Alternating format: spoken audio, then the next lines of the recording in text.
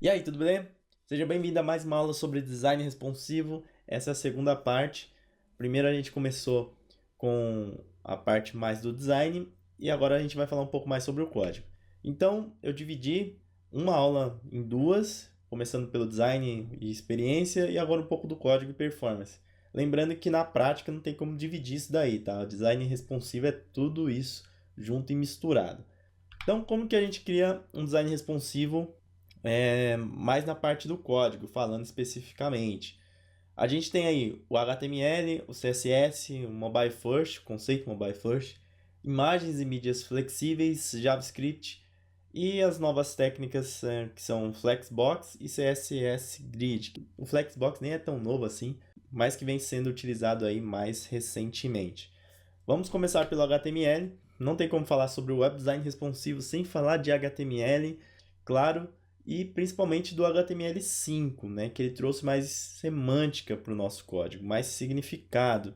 A gente consegue passar mais significado através do código para os navegadores. Não mudou muita coisa, não muda muita coisa na hora de fazer um layout para desktop e fazer um layout para mobile. Claro que tem algumas coisas diferentes, tipo o menu, você faz um pouquinho diferente, mas no geral é a mesma estrutura. O que muda basicamente é uma tag que a gente vai falar dela já já. Mas antes vamos ver a estrutura básica do HTML5, que trouxe mais essa semântica. Então, essa é a estrutura básica do HTML5, você vai entendê-la mais para frente, mas só para contextualizar, ele trouxe mais semântica. Antigamente a gente utilizava divs nesse cenário. Hoje a gente utiliza tags que passam informação. Então, ali no topo, de vez em eu utilizar uma div com a classe header, eu já tenho uma tag falando que aqui dali se trata de um cabeçalho. E aí, claro, traz mais significado, mais semântica para o nosso código. E assim vai por diante. Então, a gente tem uma CDBar ali do lado, a gente tem uma section, a gente tem um artigo dentro dessa section e a gente tem um footer. Essa é a estrutura básica do HTML5. Se você procurar sobre HTML5 introdução, você vai ver essa estrutura básica.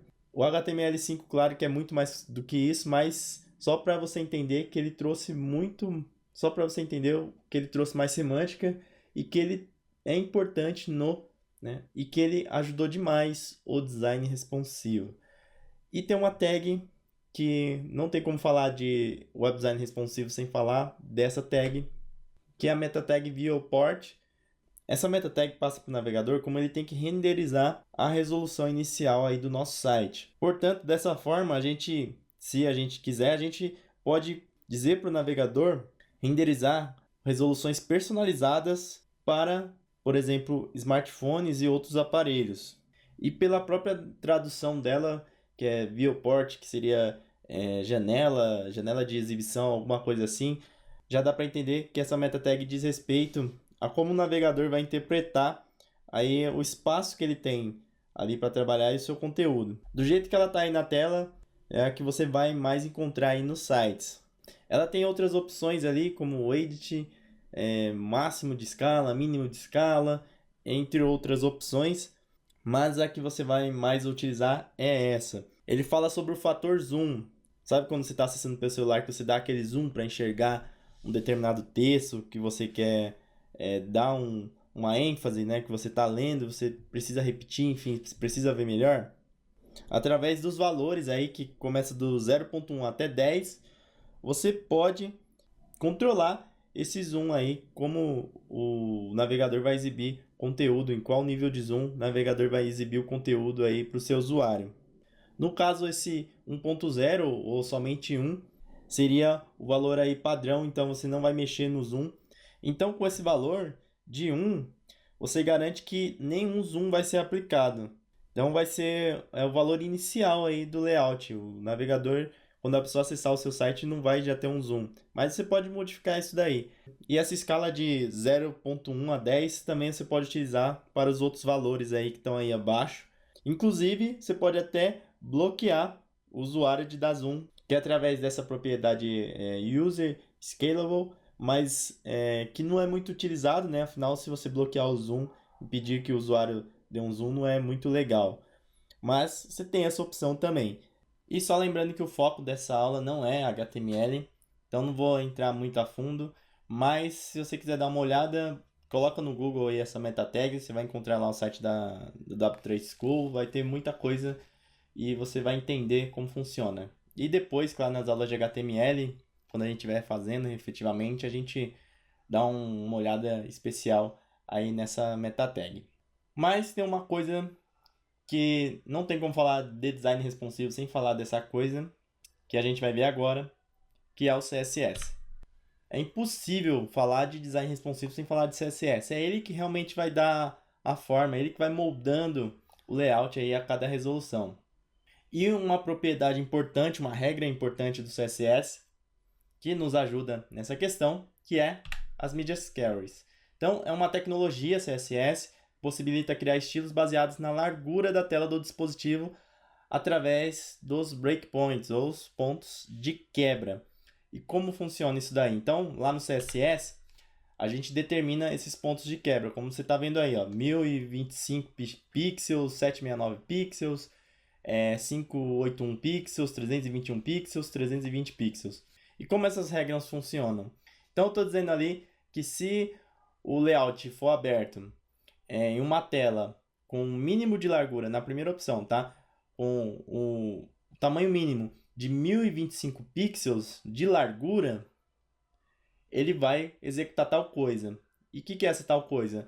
Serão regras CSS que eu vou colocar dentro daquele par ali de chaves. Ok? Então eu vou abrir chaves, colocar minha regrinha CSS e vou fechar chaves. Ah, o cara acessou uma resolução que é menor do que isso.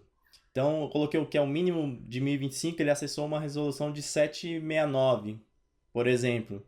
Ah, beleza. Então eu criei uma outra regra para essa resolução de 769. Se o usuário acessar uma resolução de 769, que é o mínimo ali, o mínimo de largura, até o máximo de 1024, que já é a segunda linha que você está vendo, ele vai aplicar a regra que eu vou determinar dentro aí das chaves dessa Media Query. E assim vai indo por diante, eu vou determinando as larguras aí. Aí nesse exemplo tem para tablet, na versão horizontal, vertical, para fone, também na versão vertical e horizontal. Então as Media Queries são isso, são pontos de quebra onde você determina como o layout vai se comportar de acordo com a largura. E aí a mesma coisa, só que de forma gráfica, né, mostrando. Então aquela regra CSS que a gente tem ali seria exemplificada aqui através dos ícones. Por exemplo, se o mínimo de largura de 1200 vai ter a versão do meu site desktop. Se tiver igual ou superior a 992, vai ter o de laptop. E assim por diante. Media Queries funciona dessa maneira. Você determina os pontos onde o layout vai se adaptar, vai se modificar e coloca as regras CSS para que o navegador renderize certo aí o seu site na tela do usuário. Na prática, na hora que a gente estiver vendo CSS, você vai entender um pouquinho melhor. Mas a introdução de Media Queries seria isso. Uma coisa que acompanha as Media Queries, que está em conjunto, assim, está relacionado ao design responsive, às Media Queries, são as medidas relativas. Então a gente tem as medidas fixas, que são pixel, ponto, centímetros. Essas medidas você já deve conhecer, principalmente se você vier do gráfico. Mas a gente tem as medidas relativas, que é o que a gente vai ver agora. Unidades relativas são unidades que se baseiam em um valor de referência. Então, elas são relativas por quê? Porque elas têm que se basear em alguma coisa. E o que isso significa? Quer dizer que essas unidades elas necessitam de uma outra unidade para se basearem. Então, elas precisam, por exemplo, de um elemento pi, determinando a unidade base para que elas possam definir como referência e aplicar o valor. E as unidades relativas ajudam muito no web design responsivo, afinal elas podem mudar de acordo com o tamanho da tela, se adaptando ao contexto que elas estão inseridas. As que a gente mais utiliza são essas daí que estão no topo. Então, primeiro é a porcentagem, que a porcentagem pelo W3C nem é considerado uma unidade de medida, e sim como um tipo de dado, mas que a gente utiliza muito no web design responsivo, principalmente para determinar o tamanho aí das colunas, dos espaçamentos entre as colunas também. Depois tem essa unidade aí, REM e a EM, ou REM ou EM, que elas são medidas relativas à fonte. Então, esse EM, que essa medida é relativa ao tamanho da fonte, ou seja, no CSS font size, do elemento no qual a unidade é declarada. Se não tiver nenhum elemento pai declarado, se você não declarou nada, ele vai seguir o tamanho padrão do navegador. Então, todo navegador vem com CSS básico, e se você não declarar nada, ele vai seguir como referência esse valor. E o EM, você até viu já na aula de tipografia, como uma unidade aí de medida para as fontes. Já o REM, que é o segundo, que está aí, o cinza mais claro, ele é a mesma coisa do ME, só que tem a questão do elemento ancestral. O REM, ele diz respeito à raiz do documento, ou seja, esse R quer dizer de root. Assim, você pode declarar o pai com, por exemplo, tamanho de 16, que ele não está nem aí, ele vai seguir o tamanho da raiz do documento, ele vai seguir o root.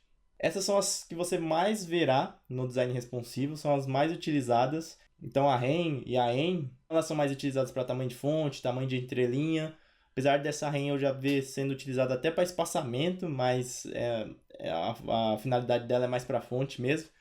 E a porcentagem para o tamanho de coluna, para espaçamentos, para tamanho de imagem. São as medidas relativas que você mais verá aí no design responsivo. Na segunda linha, aí no centro, a gente tem as segundas medidas mais utilizadas, que diz respeito à largura do viewport. Então, primeiro tem um VW, que é 1% da largura do viewport. Tem o VH, que é 1% da altura. O primeiro é da largura, 1% da largura. O segundo é 1% da altura. E, por fim, tem o Vmin, aí, que é a menor medida entre o VW, o VH, e o Vmáximo, que é a maior medida entre o VW e o VH.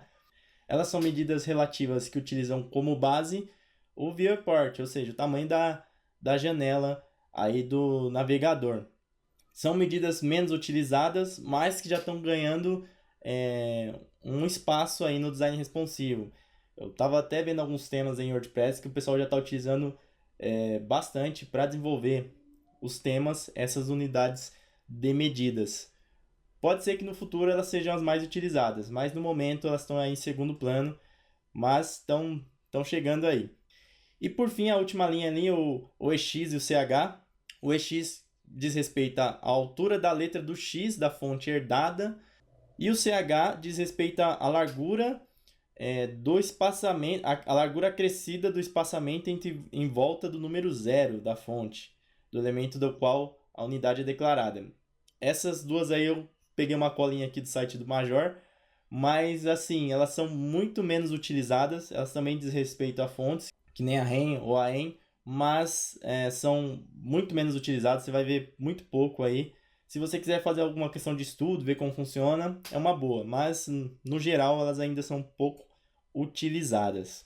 E as medidas relativas, elas são importantes para o design responsivo, justamente porque você tem uma maior flexibilidade, então você consegue ampliar, por exemplo, uma fonte e diminuir sem precisar declarar o tamanho de fonte para cada resolução. Então lá no breakpoint, por exemplo, lá você coloca 16 pixels para desktop e sei lá, 12 ou 14 pro mobile. Se você declarar com ME, você só vai definir o tamanho base do seu site, o tamanho base da fonte, e depois você declara esse valor. Com isso, ele já vai se adaptar automaticamente à resolução do carinha que está utilizando, independente se é desktop, se é mobile, e vai ficar da mesma maneira. Você não vai precisar ficar fazendo esse ajuste toda hora na mão. E isso é uma vantagem muito grande. Por isso que as medidas relativas auxiliam demais no design responsivo. Também a mesma coisa serve para a porcentagem, que é utilizado mais aí para a estruturação do layout, mas que tem a mesma função também, vai se adaptando aí de acordo com a resolução de tela. Para você entender na prática, então, mais ou menos como funciona, aqui a gente tem um layout clássico, antigo, 960 pixels de largura total, e aí a gente tem o topo, o footer com 960 pixels, e no meio a gente tem uma sidebar e uma área de conteúdo. A sidebar tem 280 e a área de conteúdo 672 pixels. E aí como que a gente transforma isso em porcentagens, em unidades relativas? Então, ele ficaria assim se eu transferisse para porcentagem. 100% em cima ali no topo, 30% na sidebar, 70% no conteúdo e 100% no footer. E aí, você pergunta, mas como você chegou nesses valores aí, né? É uma conta bem simples para você transformar o pixel em porcentagem. Você só precisa da medida básica, da medida inicial. Nesse caso foi 960, por isso que é 100% aí. Vamos entender como foi isso. Então, eu parti do princípio que a medida básica aí seria 960 pixels, então ela seria igual a 100%. E para eu achar os outros valores, eu fiz uma regrinha de 3, né? Se você não fugiu das aulas aí de matemática, você deve lembrar. 960 igual a 100%, 672 pixels igual a x, afinal não sei o que é. E aí eu fiz a regrinha aí de 3 vezes dividido, deu 70%. E aí chegamos naquele resultado que você viu.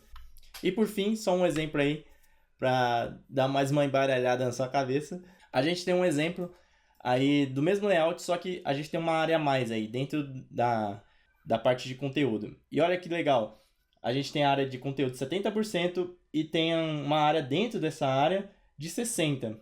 Aí você me pergunta, mas então esse 60% eu tiro da onde? Esse 60%, como ele está dentro da parte de 70%, você já não vai tirar ali do 960, você vai tirar dos 70%. Então, seria 60% de 672 pixels aí. Como eu falei, são unidades relativas, elas utilizam herança. Nesse caso, como 60 está dentro de 70, ele vai utilizar a herança aí do valor de 70. E aí você pode fazer o cálculo aí, ver quanto isso daria em pixels, beleza? Um conceito muito importante dentro do design responsivo é o Mobile First. Mobile First foi um conceito criado pelo designer Luke, alguma coisa é o nome, não vou citar o nome dele. É um artigo em 2009 defendendo a necessidade de começar o layout de uma interface a partir da sua versão em dispositivos móveis. O artigo ganhou força e popularidade e logo o termo Mobile First foi incorporado aos jargões do desenvolvimento web. Então o Luke ele percebeu, né, e ele defendeu no artigo dele que é muito mais vantajoso você começar o layout a partir da interface menor, a partir da interface de dispositivos móveis. Até hoje em dia tem esse artigo aí na internet, você pode procurar, dar uma pesquisada para você entender a fundamentação dele. Mas a priori o básico seria isso. Ele defende que você precisa começar pelo menor, a desenvolver pelo menor e depois ir para o maior. E por que esse artigo se tornou popular? Porque ele tem várias vantagens. Esse conceito de desenvolvimento tem várias vantagens que podem ajudar, podem otimizar na hora de você criar um layout. Aqui eu citei as principais vantagens, tá? Eu não vejo desvantagem, talvez a única desvantagem seja que se você está no começo, você vai ter um pouco mais de dificuldade para entender, mas depois que você pega, acredito que não tem desvantagem em relação ao conceito Mobile First. E os principais pontos positivos que eu encontrei, eu coloquei aí, que são o código menor e mais clean. Então, quando você começa a criar do menor para o maior, você consegue reaproveitar muita coisa do seu código fica mais limpo, fica mais semântico, e com isso, claro, também fica menor, em termos de tamanho, de peso. Quanto menos peso seu site, menos carregamento, melhor a performance do site. Então, ajuda como um todo. Segunda coisa é o conteúdo com prioridade. Então, você não tem aquela questão de pensar, de meio que tacar o conteúdo do desktop no celular. Você já tem que pensar como o conteúdo vai ser exibido no menorzinho. Então, você tem que priorizar o conteúdo. Você tem que pensar em apresentar de uma forma legal, eficiente, e não só exprimir para caber no mobile. A terceira questão é a melhora na performance, como eu falei. Como você vai começar pelo menor, você já tem que pensar nas imagens, como elas vão carregar. Você já pode ir otimizando as imagens, ir otimizando o jeito que você faz, o layout. Com isso, como um todo, vai melhorar a performance do site. Outro ponto importante são as menos alterações e refações. Sempre tem muita alteração e refação quando você pega do desktop para colocar para o mobile. Quando você faz o processo inverso, do mobile para o desktop, as alterações são menores, as refações são menores. porque normalmente a parte mais crítica realmente é no celular, né? São nas resoluções menores, tanto de usabilidade quanto de layout. E se você começar já roendo o osso, vamos dizer assim, se você já começar por essa parte, quando você for no desktop, você vai ter menos alterações e menos refações. Quando você começa pelo pensamento no mobile, já fica mais fácil isso daí.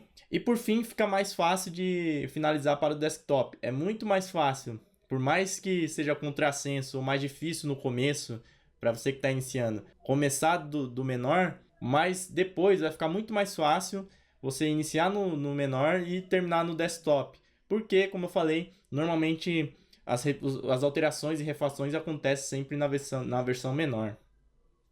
E além do CSS, um ponto importante, também um dos pilares aí do web design responsivo, são as mídias flexíveis. Então, imagens, vídeos, slides, entre outros, são componentes que precisam ser flexíveis e que consigam passar a mensagem que eles têm que passar, aí o objetivo, e também que seja uma boa experiência, né? Tipo, não seja aquela coisa que a pessoa vê a imagem muito pequena, tem que ficar dando zoom, ou aquele slide que fica travando, aquele vídeo que não dá play. As mídias têm que funcionar também em dispositivos menores. Então, em um site responsivo é necessário que as mídias sejam flexíveis, se adaptando à resolução do usuário. Nas mais comuns, tá? Existem diversas mídias, mas as mais comuns são vídeos, slides e mapas do Google e, por fim, as imagens que a gente verá a seguir.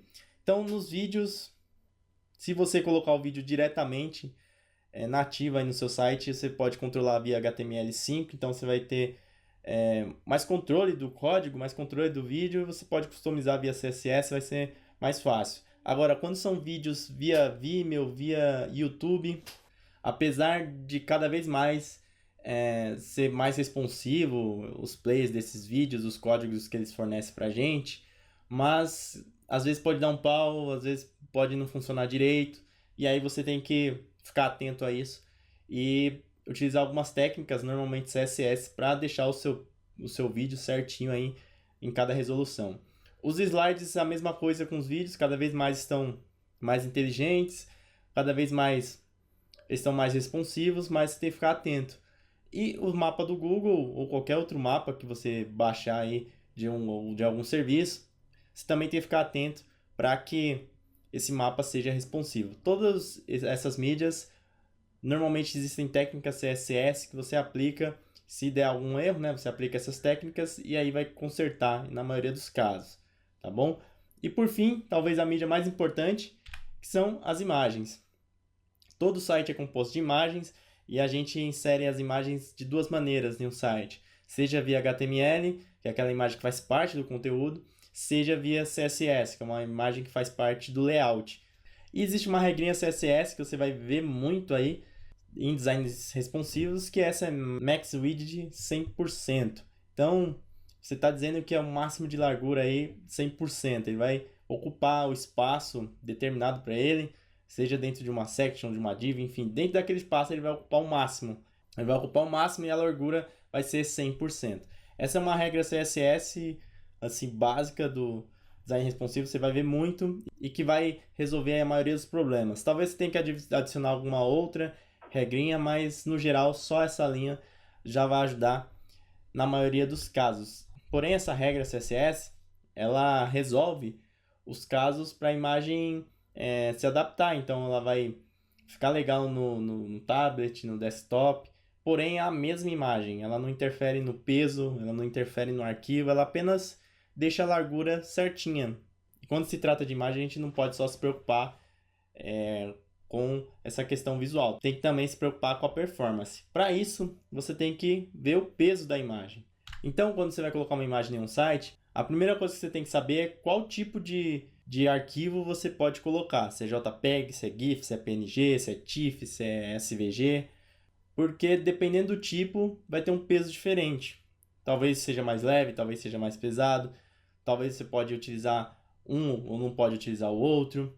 Por isso é importante você saber sobre os formatos de imagem. Aqui no curso a gente tem uma aula sobre isso. Eu até deixei público essa aula e também no vídeo eu falo em quais situações você utiliza cada tipo aí de imagem, tá bom? Então dá uma olhada nisso porque é importante.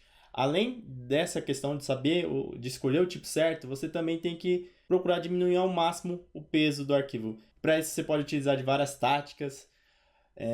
Sempre o ideal é você salvar no Photoshop, caso você esteja utilizando Photoshop. É salvar para o web, mas você pode também utilizar de outras ferramentas, como por exemplo esse TinyPNG, onde você sobe a imagem, ele vai otimizá-la, vai diminuir o peso e aí você baixa e sobe no seu site.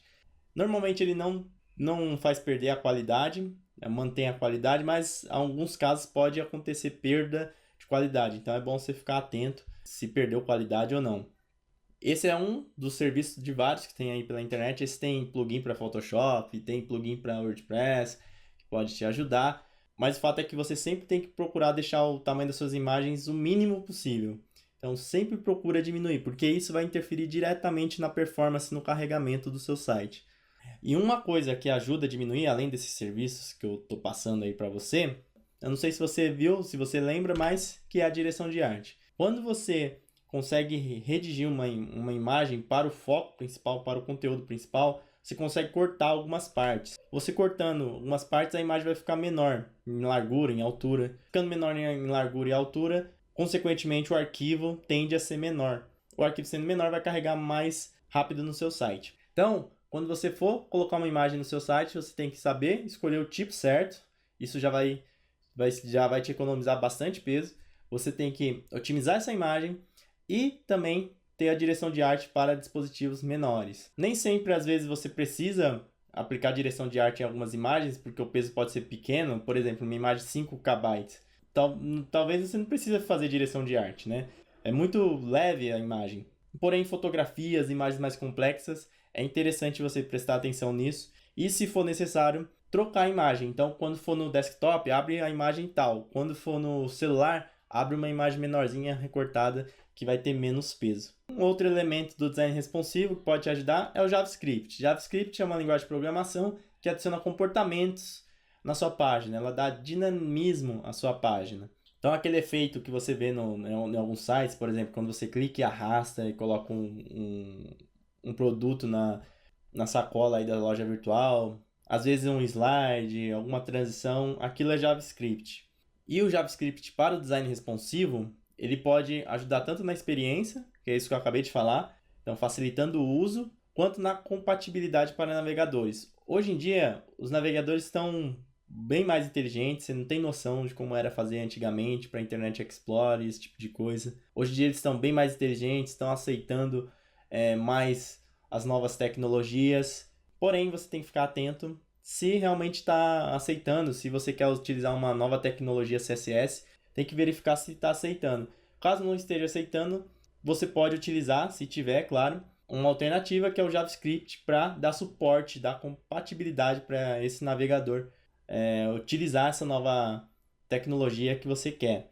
E para fechar, a gente tem algumas novas formas de desenvolver o layout do site.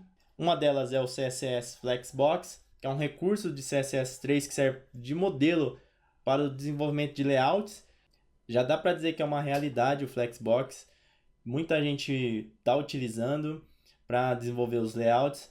E se você quiser saber mais sobre Flexbox, eu tenho um artigo no Chif onde a gente fala sobre isso, dá uma introdução bem legal sobre o Flexbox, mas apesar dele ser bastante utilizado, até porque ele é um pouquinho mais antigo do próximo que você verá aí, mas ele não foi feito com a intenção para diagramar os sites. Apesar de a gente utilizar, a função dele, por essência, não é essa. Mais ou menos como as tabelas, né? Claro que eu estou dando só apenas um exemplo, uma analogia, mas antigamente a gente não tinha recurso, a gente utilizava tabelas. Surgiu o Flexbox, é um recurso melhor do que utilizar float left, por exemplo, o pessoal começou a utilizar. Mas não é o recurso ainda para grid, né? Para você diagramar o layout. O recurso que foi implementado no CSS é o CSS Grid. Ele é um recurso do CSS3 que permite você criar um grid através de colunas e linhas. E essa é a regra, é a propriedade que o W3C indica. Então ele é considerado o primeiro módulo do CSS criado especificamente para resolver os problemas de layout que muitos de nós já lidamos no passado, como eu dei o exemplo agora da tabela. CSS Grid vai ser o futuro. Claro que não tem como afirmar 100% que ele vai pegar, que ele vai dar certo, mas a tendência é que ele seja cada vez mais utilizado e que seja realmente o padrão aí na hora de modular o site, na hora de diagramá-lo. Porque ele tem essa função, ele utiliza o princípio de grid, de linhas, de colunas. Então, CSS Grid tende a ser o futuro, mas vamos ver aí o que acontece. Também sobre esse assunto tem artigo no Chief of Design introdutório, você pode dar uma olhada lá que você vai entender melhor como funciona. Claro que para quem já tem conhecimento de CSS, né? Se você não tiver, você vai ficar viajando um pouquinho. Então é isso. Essa foi a aula sobre design responsivo na parte mais do código. Espero que você tenha entendido o conceito de web design responsivo e os pilares que tem a parte do design, a parte da experiência e a parte do código também. Acredito que na prática seja mais fácil de entender sobre web design responsivo e a gente vai fazer isso na prática, então muito provavelmente vai clarear suas ideias aí na hora de falar sobre design responsivo. Porém, né, qualquer dúvida você pode entrar em contato comigo, beleza? Eu vou indo nessa, estudar galucho e vamos partir lá para o layout. Forte abraço e até mais. Fui!